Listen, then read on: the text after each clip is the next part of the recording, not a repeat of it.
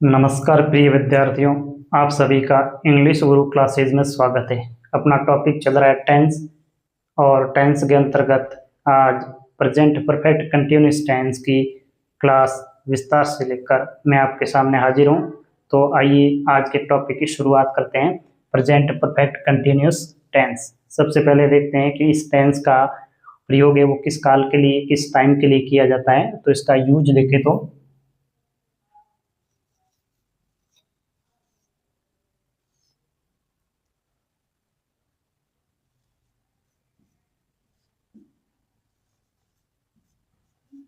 जो कार्य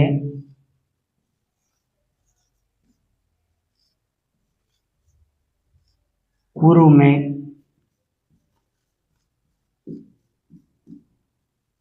किसी समय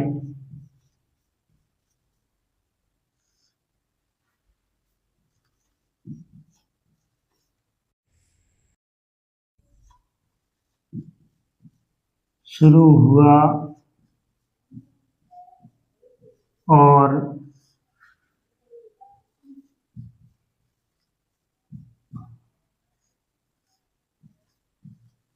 अभी तक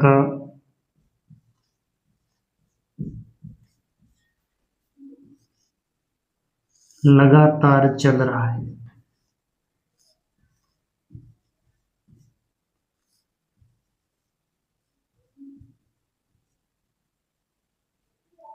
ऐसा कार्य जो पूर्व में यानी पहले किसी समय पर शुरू हुआ है और वो कार्य अभी भी चल रहा है, तो ऐसे कार्य के लिए उस कार्य को व्यक्त करने के लिए प्रेजेंट परफेक्ट कंटिन्यूअस टेंस का यूज किया जाता है। ये ध्यान रखें। अब देखते हैं इसकी पहचान।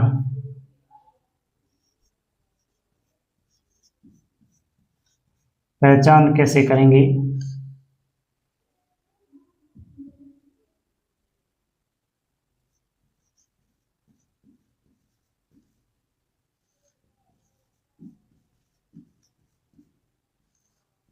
हिंदी वाक्यों में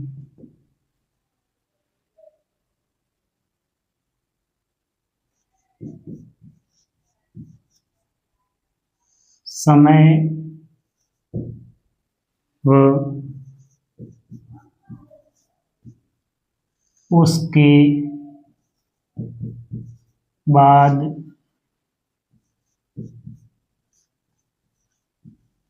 से रहा है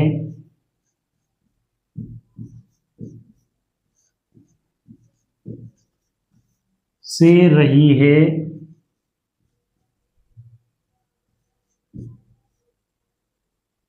या से रही है। ये इनका हिंदी वाक्यों का भाव है कि समय दिया हो और उस समय के बाद से रहा है, से हो रहा है, से हो रही है या कर रहा है, कर रही है। तो से टाइम दिया होगा, टाइम के बाद से रहा है, रही है, ऐसे शब्द अगर हिंदी में देखें तो आते हैं। ये इनकी हिंदी वाक्यों की पहचान है। अब देखते हैं इसकी जो हेल्पिंग वर्ब है वो इसमें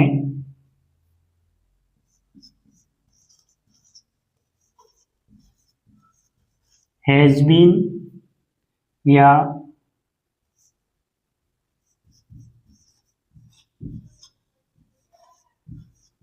हैव बीन आती है। ध्यान रखें, इसके अंदर हेल्पिंग वर्ब है वो हैज बीन या हैव बीन आती है।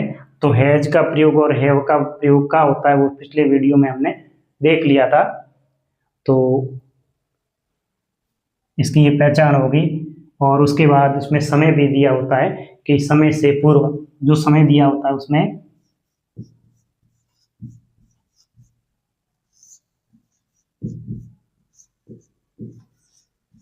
समय से पूर्व सिंस या फॉर का प्रयोग होता है।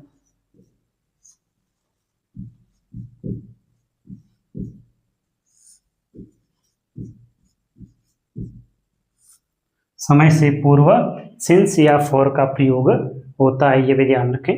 अब देखते हैं कि सिंस और फॉर का प्रयोग किन परिस्थितियों में और कहाँ पर होता है। सिंस का फॉर का और फॉर का प्रयोग कहाँ होगा? तो पहले देखते हैं कि सिंस का यूज कैसे होगा।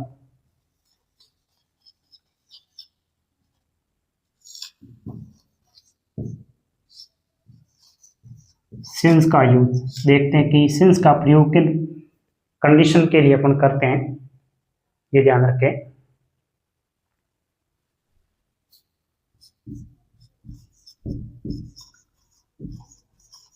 It used before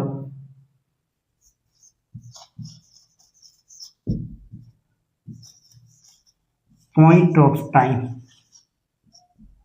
ध्यान रखें, इसका प्रयोग कहाँ किया जाता है? Point of time. अगर पॉइंट ऑफ टाइम दे दिया है तो वहां पर इसका प्रयोग करेंगे, सिंस का प्रयोग करेंगे। तथा इसमें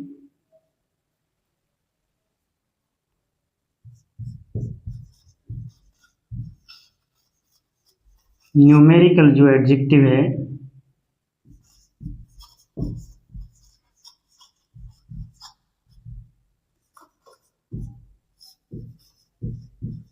यूज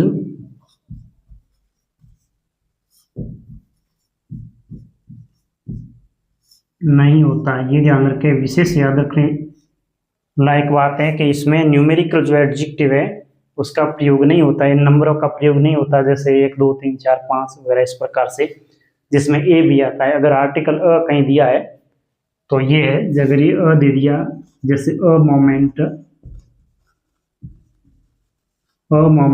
तो ये भी एक अ भी न्यूमेरिकल एडजेक्टिव है। तो ये ध्यान रखें, इसमें न्यूमेरिकल जो एडजेक्टिव है उनका प्रयोग नहीं होता है, ये ध्यान रखें। अब इसमें सिंस का प्रयोग, जैसे morning, evening,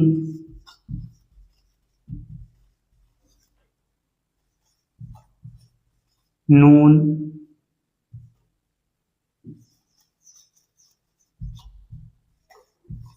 afternoon,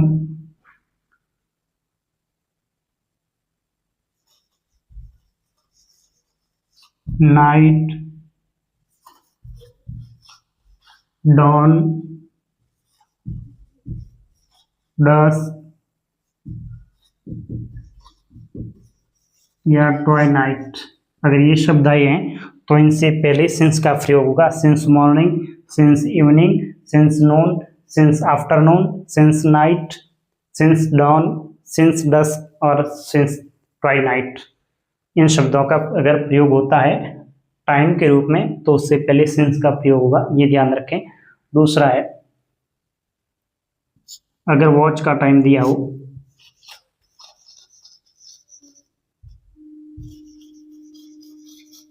watch time यानी घड़ी का समय दिया हो, जैसे सिंस 5 o'clock, तो जहाँ पर ओ क्लॉक का टाइम दिया हो, 5 o'clock, 2 o'clock या 10 o'clock, जो भी, जो वॉच का टाइम यानी घड़ी का टाइम दिया है तो याद रखें वहां पर सिंस का यूज होगा, ये ध्यान रखें। नेक्स्ट है, अगर सीजन्स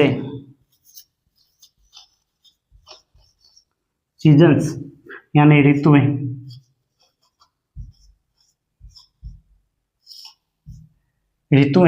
तो ऋतुओं के लिए भी सिंस का प्रयोग होगा, जैसे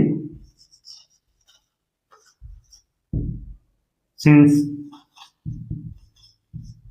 विंटर, स्प्रिंग,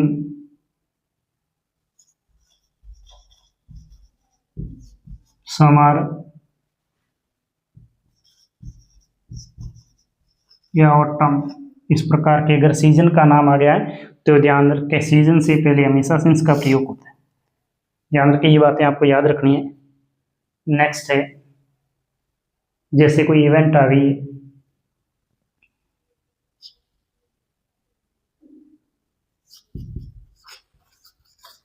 इवेंट से इवेंट्स से पहले भी सिंस का यूज होगा, जैसे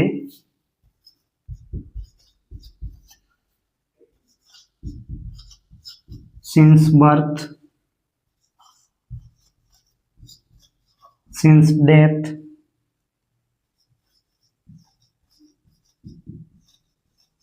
सिंस मैरिज और सिंस अराइवल। इस प्रकार के अगर शब्द आते हैं, ये इवेंट्स यानी घटनाओं को दर्शाने वाले जो है सीजन्स हो गया, दूसरा इवेंट्स हो गया, तो वहाँ भी इनका प्रयोग होगा। नेक्स्ट है सिंस का प्रयोग फेस्टिवल में,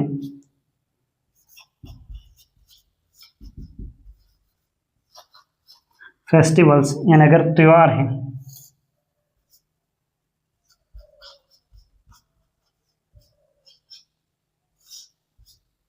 किसी वाक्य में अगर टाइम के रूप में अगर वहाँ त्योहार दिए तो वहाँ भी सिंस का यूज होगा, जैसे since Holi, since Diwali, since Eid etcetera. उसके बाद जितने भी जो भी त्योहार आते हैं उन सभी त्योहारों के लिए सिंस का यूज किया जाएगा। तो ये बहुत ही महत्वपूर्ण है एग्जाम्स की दृष्टि से कि सिंस और फॉर का प्रयोग कहाँ किया जाता है। तो आपको एक तो याद रखना है कि इसमें न्यूमेरिकल जो एडजेक्टिव है उनका प्रयोग नहीं हो रहा है। अगर कहीं न्यूमेरिकल एडजेक्टिव का प्रयोग हुआ है तो वहाँ पर सिंस का प्रयोग नहीं होगा। दूसरी तरफ आप ये याद रखना है, जो टाइम दे रखा है मॉर्निंग, इवनिंग, नून, आफ्टरनून, नाइट, डॉन, डस्क या ट्वाइनाइट है। दूसरा घड़ी का समय है, जैसे सिंस 5 o'clock, सिंस 10 o'clock, इस प्रकार से सीजन्स दे रखी है। तो सीजन से पहले सिंस का प्रयोग होगा। इवेंट्स यानी घटनाएं, महत्वपूर्ण जो घटना है, जैसे बर्थ है, डेथ है, मैरिज है या अराइवल है, इस प्रकार की जो घटनाएं, तो उनसे पहले भी इवेंट्स है, उनके पहले भी सिंस का प्रयोग होगा। और नेक्स्ट फेस्टिवल्स यानी त्योहार है, उनके पहले भी सिंस का प्रयोग होगा। अब देखते हैं कि फॉर का यूज कहाँ होगा। तो इसको इरेज करने से पहले आप स्क्रीनशॉट ले सकते हैं एक। अब देखते हैं कि फॉर का यूज कहाँ होगा।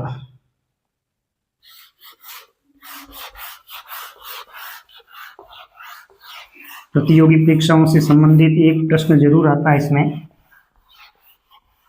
जहां पर सिंस और फॉर को भरना होता है। तो प्रतियोगी परीक्षाओं की तैयारी करने वाले समस्त विद्यार्थियों के लिए ये टॉपिक बहुत ही महत्वपूर्ण है। चलिए अब देखते हैं कि फॉर का यूज कहाँ होता है। फॉर, सिंस और फॉर दोनों का अर्थ सी है, हिंदी में अर्थ देखें तो सी है। अब देखिए फॉर का यूज कहाँ होगा।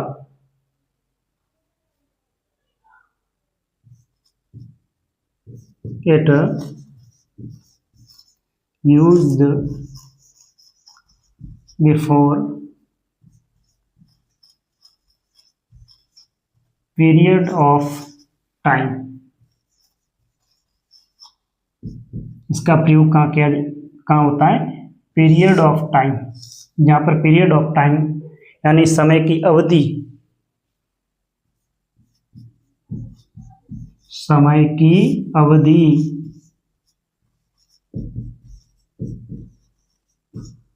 समय की अगर अवधि दी है तो वहां पर फॉर का प्रयोग होगा। जैसे अवधि के रूप में एक क्षण, जो समय की छोटी सी इकाई है या सबसे छोटी अवधि है, क्षण से लेकर बड़ी शताब्दी तक की जो समय है उनको एक अवधि के रूप में काउंट किया जाता है। तो समय की जो अवधि है, पीरियड ऑफ टाइम है, उसके लिए फॉर का यूज होगा। ये ध्यान रखें आपको। इसमें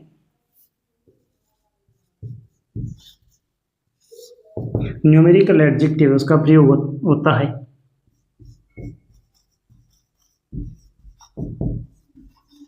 न्यूमेरिकल एडजेक्टिव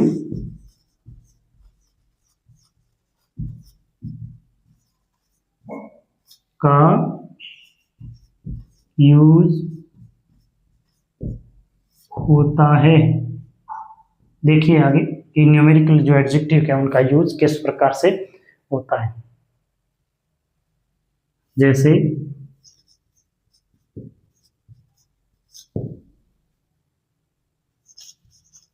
for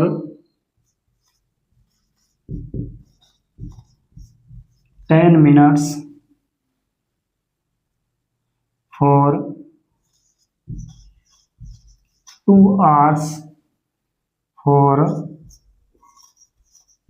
5 days,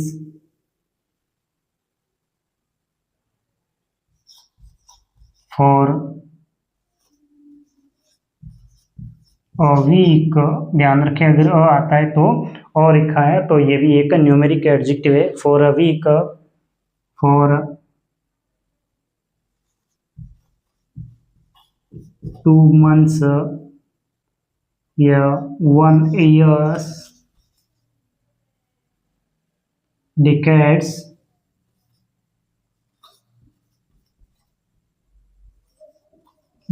और इवन सेंचुरी। फॉर 2 सेंचुरी, यहाँ तक एक छोटे से समय है। फॉर ए मोमेंट से लेकर मिनट से 2 hours, 5 days, for a week, for 2 months, for 1 year, for 2 decades, for 2 century. इन शब्दों के आगे जो फॉर है उसका यूज होता है, ये ध्यान रखें। फिर है, अगर लॉन्ग टाइम दे दिया, शब्द दिया है लॉन्ग टाइम यानी लंबे समय से, अगर इस प्रकार का दिया हो लॉन्ग टाइम है या लॉन्ग पीरियड है,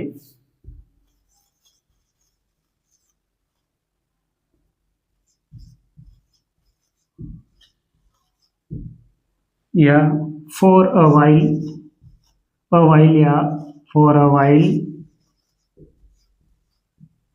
या अ मोमेंट, इस प्रकार से अगर शब्द आ जाए लॉन्ग टाइम, फॉर तो होगा for long time, for long period, for a while, for a moment. इस प्रकार से आपको ध्यान रखना है, इसका यूज होगा। फॉर एवर भी आ सकता है इसमें, फॉर एवर। ये शब्द आते हैं तो उनसे पहले फॉर का यूज होगा, आपको ये ध्यान रखना है। इसके बाद अगर देखते हैं पीरियड ऑफ टाइम है, जो पीरियड ऑफ टाइम है उसके बाद साथ में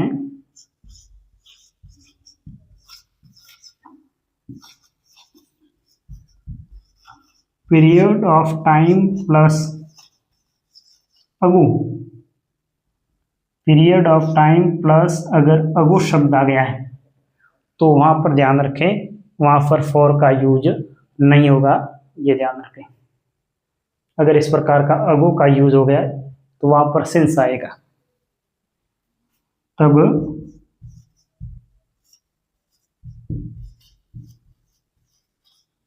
सिंस का प्रयोग होगा, ना कि फॉर का।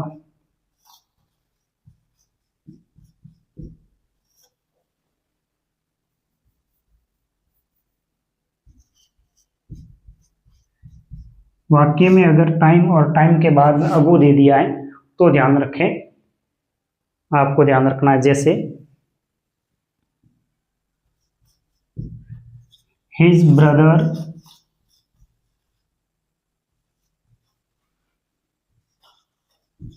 हैज बीन इल फॉर और सिंस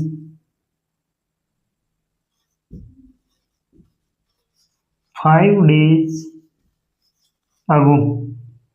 तो आपको ध्यान रखना है, अगर किसी भी टाइम है, वो पीरियड ऑफ टाइम है, उसके बाद अगर अगो दे दिया है तो वहां पर आपका जो फॉर है ये गलत हो जाएगा और वहां पर सिंस है वो राइट हो जाएगा। प्रतियोगी परीक्षाओं की वजह से की दृष्टि से ये टॉपिक बहुत ही महत्वपूर्ण है, इसको ध्यानपूर्वक पढ़े। तो अगर एगो आ गया है तो वहां पर इसका यूज नहीं हो गया। उसके बाद देखें नेक्स्ट जो इसका यूज है,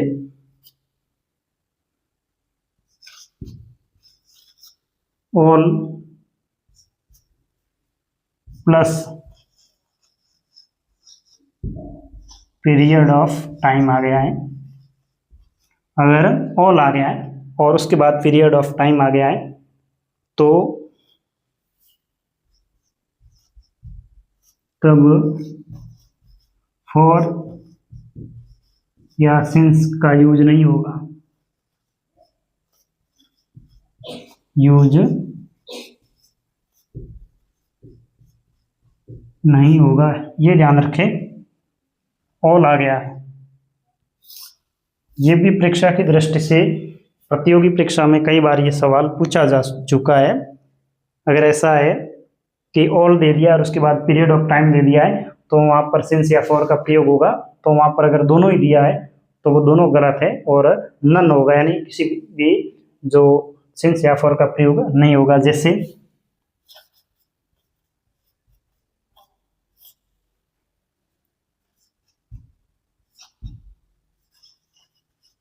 इट हैज बीन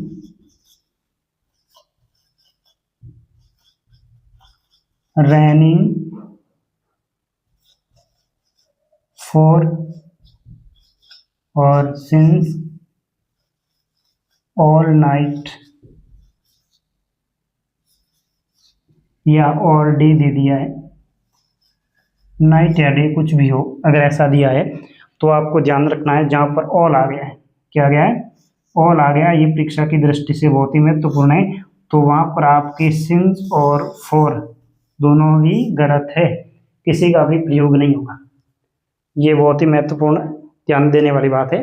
तो अब जो प्रेजेंट परफेक्ट कंटिन्यूअस टेंस में हमने सिंस और फॉर का जो प्रयोग है वो अच्छी तरह से देखा। अब देखते हैं कि जो प्रेजेंट परफेक्ट कंटिन्यूअस टेंस है इनके वाक्य और वाक्यों का स्ट्रक्चर है उसको समझने का प्रयत्न करते हैं। आप इसका स्क्रीनशॉट ले सकते हैं। अभी तक तो हमने केवल सिंस और फॉर का जो यूज है वो देखा है।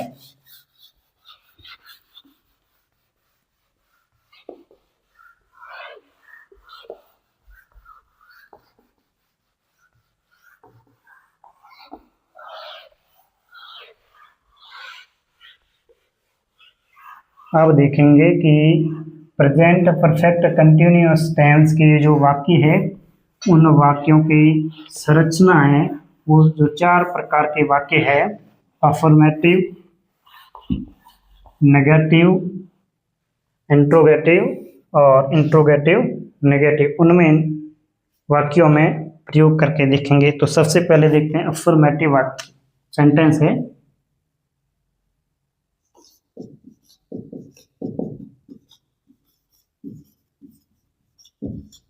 Affirmative sentence. तो देखते हैं सबसे पहले कि अफर्मेटिव सेंटेंस है उसकी जो सेंटेंस है उसका स्ट्रक्चर क्या होगा, किस प्रकार की वाक्य संरचना होगी वो देखना बहुत जरूरी है। तो इसमें सबसे पहले आएगा सब्जेक्ट, उसके बाद हैज या हैव प्लस बीन, हैज या have plus been plus verb की फर्स्ट फॉर्म के साथ ING plus object plus since या फॉर प्लस टाइम। काफी लंबा स्ट्रक्चर हो जाएगा। तो ये इसका स्ट्रक्चर रहता है वाक्य का, इस प्रकार का वाक्य होता है इसमें। जैसे अपने एक जो वाक्य है वो लिख कर समझाएंगे। जैसे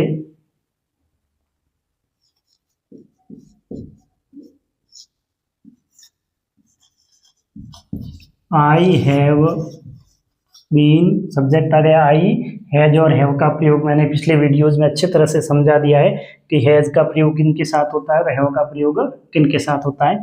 आई हैव बीन प्लस वर्ब की फर्स्ट फॉर्म के साथ ING, I have been writing N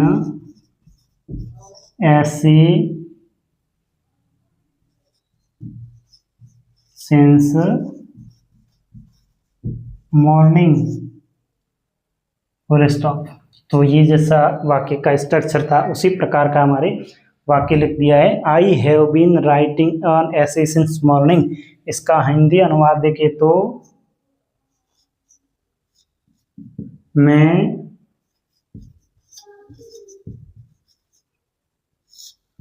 सुबह से एक लेख लिख रहा हूँ। ये इसका हिंदी अनुवाद हो जाएगा, मैं सुबह से एक लेख लिख रहा हूँ। दूसरा, क्योंकि हिंदी में अनुवाद से आपको हिंदी में भी समझ में आ जाएगा अगर समझने में थोड़ी दिक्कत होती है। दूसरा वाक्य है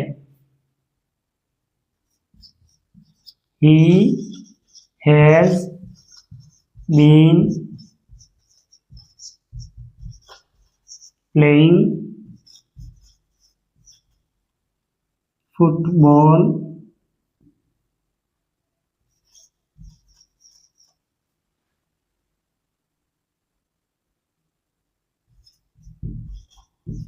since 10 o'clock। तो इस प्रकार से हो जाएगा, और क्योंकि सिंस का पहले आ चुका है तो इस सिंस की जगह पर फॉर का यूज करें।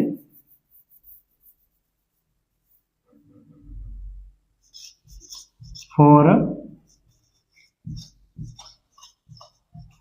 2 hours सिंस का प्रयोग ऊपर वाले सेंटेंस में हो गया है, तो इसमें फॉर का यूज करेंगे। तो देखिए हमने पहले जो बताया था सिंस और फॉर का ये प्रयोग कहाँ होता है, जहाँ पर फॉर का प्रयोग मिला जहाँ पर न्यूमेरिकल जो एडजेक्टिव आते हैं, जैसे टू है न्यूमेरिकल एडजेक्टिव आ गया है तो वहाँ पर फॉर का प्रयोग होगा।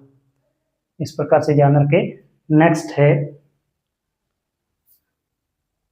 इसका हिंदी अनुवाद देखें तो वह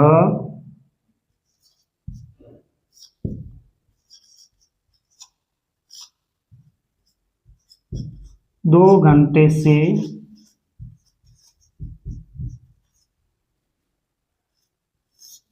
फुटबॉल खेल रहा है। इसका हिंदी अनुवाद हो जाएगा। नेक्स्ट वाक्य देखें,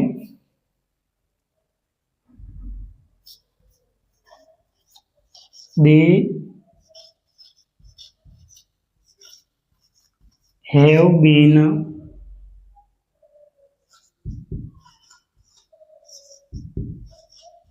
singing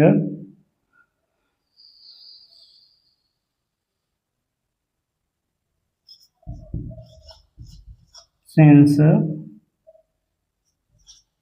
10 o'clock।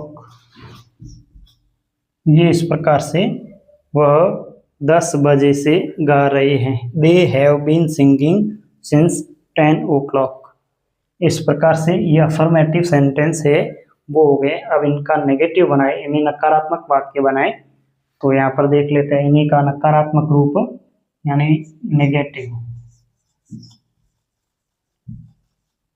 Negative sentence.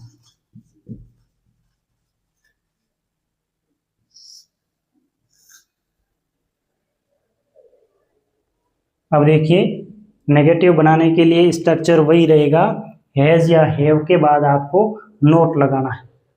Same जो स्ट्रक्चर है वो रहेगा, यहाँ लिख देते हैं, वही रहेगा सब्जेक्ट प्लस हैज या have not plus been plus verb की फर्स्ट फॉर्म के साथ ING plus object plus since या फॉर प्लस टाइम। ये स्ट्रक्चर रहेगा। आपको ध्यान रखना हैज या हैव है इनके बाद नॉट लगता है। सिर्फ इसमें चेंज ये नकारात्मक यानी इसमें जो बातें हैं, मैं सुबह से एक लेख लिख रहा हूँ तो इसका हो जाएगा मैं सुबह से एक लेख नहीं लिख रहा हूँ बस। यही वाक्य है और इसमें हैज या हैव और उसके बाद नॉट लगाना है। जैसे आई हैव बीन राइटिंग तो इसका हो जाएगा I have not been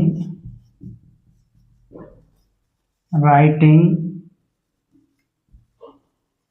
an essay since morning। ये इसका स्ट्रक्चर हो जाएगा। दूसरा है he has been playing football for 2 hours। तो इसमें हैज़ के बाद नॉट लगेगा। He has not been playing football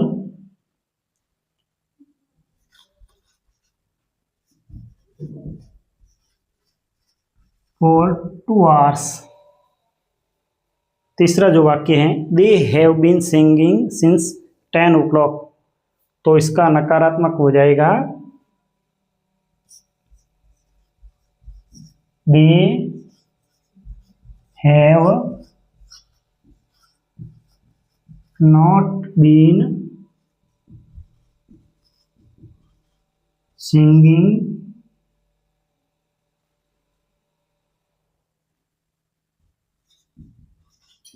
since 10 o'clock। वह 10 बजे से नहीं गा रहे हैं।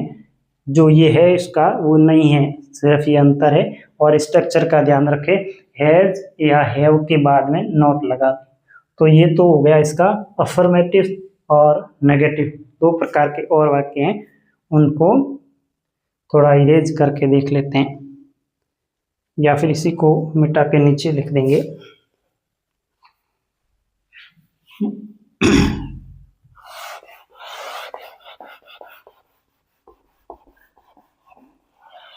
अब जो तीसरा है इंटेरोगेटिव और चौथा है नेगेटिव इंटेरोगेटिव।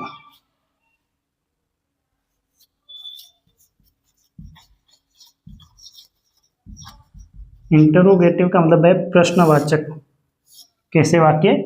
प्रश्नवाचक, जिसमें प्रश्न किया जाता है। और इधर करेंगे इंटेरोगेटिव नेगेटिव। प्रश्नवाचक है तो हेल्पिंग वर्ब सबसे पहले आएगी, हैज या have plus subject plus been plus verb की फर्स्ट फॉर्म के साथ ING plus object plus since या फॉर प्लस टाइम। ये इसका स्ट्रक्चर रहता है। हेल्पिंग वर्ब सबसे पहले आएगी, उसके बाद सब्जेक्ट आएगा, उसके बाद बीन और वर्ब की फर्स्ट फॉर्म के साथ आईएनजी यानी वर्ब की चौथी फॉर्म और ऑब्जेक्ट और फिर सिंस और फॉर आएगा। तो आप देखते हैं कि जो अपने पास पहला वाक्य था उसी का स्ट्रक्चर इसमें लिखते हैं। Have I been writing an essay since morning. तो ये इसका स्ट्रक्चर के अनुसार इसका जो सेंटेंस हो गया है। दूसरा था has he been playing football for 2 hours। देखिए इनमें प्रश्नवाचक चिन्ह रहता है पीछे। तो ये 2 प्रकार के वाक्य हो गए इंटेरोगेटिव। अब देखते हैं इंटेरोगेटिव और नेगेटिव है। तो नेगेटिव का स्ट्रक्चर क्या रहता है, इसका स्ट्रक्चर रहेगा, स्ट्रक्चर सेम रहता है। इसमें सब्जेक्ट है, सब्जेक्ट के बाद नॉट आता है, तो subject helping verb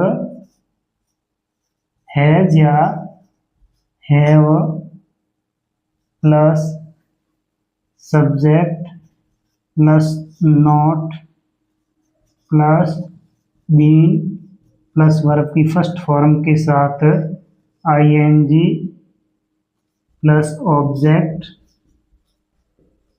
plus since या फॉर प्लस टाइम। ये इसका इंटरोगेटिव नेगेटिव है, इसका स्ट्रक्चर रहता है। तो आप ध्यान रखें, यही वाक्य है, इसी को सब्जेक्ट के बाद जो नॉट है वो लगा दे तो आपके ये चौथे प्रकार के वाक्य बन जाएंगे। जैसे have I not been writing an essay since morning. ये स्ट्रक्चर के अनुसार इसका वाक्य हो गया।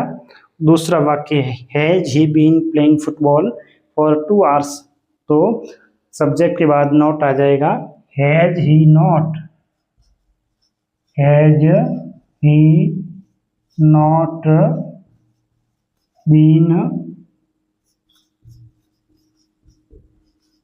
Playing football for 2 hours. तो ये इसका स्ट्रक्चर हो गया। चारों प्रकार की जो स्ट्रक्चर है, तो शुरुआत में हमने प्रेजेंट परफेक्ट कंटिन्यूअस टेंस, उसकी हेल्पिंग वर्ब और समय से पहले सिंस और फॉर, फिर विस्तार से देखा कि सिंस का प्रयोग और फॉर का प्रयोग कहाँ कहाँ होगा, और उसके बाद चारों प्रकार के जो सेंटेंस है उनका एक एक करके विश्लेषण आपके सामने किया है। आशा करता हूँ आपको वीडियो समझ में आ गया होगा, और अपने दोस्तों के साथ शेयर और लाइक भी किया करें ताकि आपके साथ साथ अन्य दोस्तों को भी फ़ायदा पहुँचे। कुछ लोग एक दो का कमेंट ये आया कि ये पुराना मेथड है लेकिन ओल्ड है, लेकिन ओल्ड इज गोल्ड। जो नए सीख पाते हैं, नया कोई नियम ही नहीं है, नया कोई स्ट्रक्चर ही लागू नहीं हुआ है, तो नई तो केवल थोड़ी बातें हैं, जो पुरानी चीज़ है वो महत्वपूर्ण है। और आप इस तरीके से अगर पढ़ेंगे तो आपको अच्छे से ग्रामर के जो रूल्स हैं वो याद हो जाएंगे। धन्यवाद।